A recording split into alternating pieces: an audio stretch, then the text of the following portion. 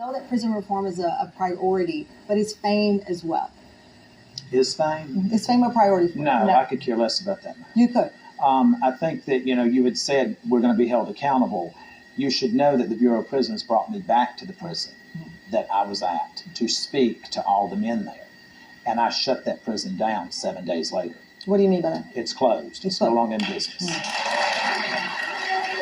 And how were you able to shut the prison down? Because I uncovered all of the government malfeasance that was going on, the abuse that was going on to the men there, the fact that they were defrauding the federal taxpayers out of money for education and not giving it to these men.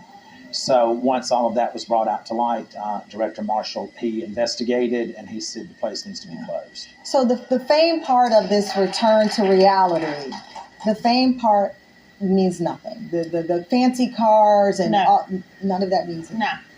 No. I lived in a room that was about 5 feet wide and about 8 feet long, and I lived with another person for 28 months. And so, if that doesn't make you realize what is important in your life, what you really need, and what is just fluff, nothing will.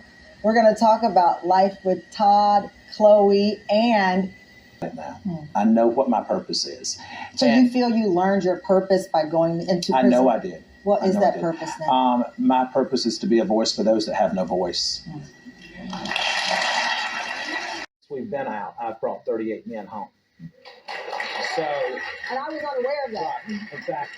But there's really not a reason for me to tell you that. Yeah. There's not a need for me to tell the press that I brought 38. Well, I think that I don't think it's a need. I think though, if you are saying I have seen systemic behavior within the system, and I've helped 38 men get out of those circumstances, I would want you to say that in a headline, because at the end of the day, that then proves some of the things you're saying, not for self-glorification, but for reality. Because if I'm helping people get out of prison, I want the world to know, because it proves the point you say you're trying to make, that the systemic behaviors that are happening in there should be exposed. Well, with this new director, Director Marshall, I've been working with him ever since I got out. Yeah. And when I said, let's take a look at these young men of color, because that's where the disparity is. That's easy for the men. For the men. Yeah. And it's easy to sit around and say, okay, let's stop with the racism. Let's stop with all this other garbage. You can't stop until it doesn't exist.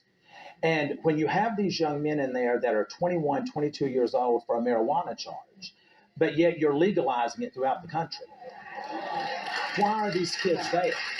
How are you saying that the federal prison system, which we in this country incarcerate more of our own citizens than anywhere else in the world, yet we have the highest recidivism rate?